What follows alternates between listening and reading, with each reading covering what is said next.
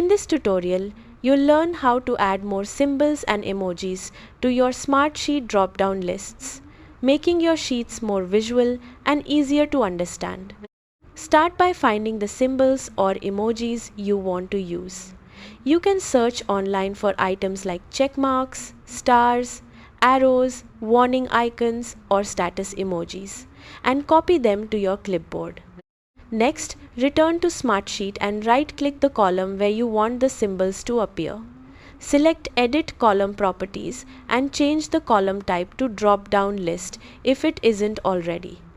In the Drop-Down Values section, paste your symbols or emojis as separate options.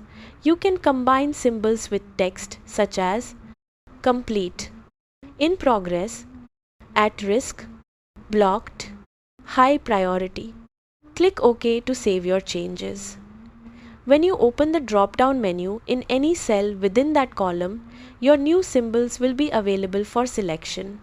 Using symbols and emojis can make project statuses, priorities, and task tracking much easier to understand at a glance, especially when working with larger teams.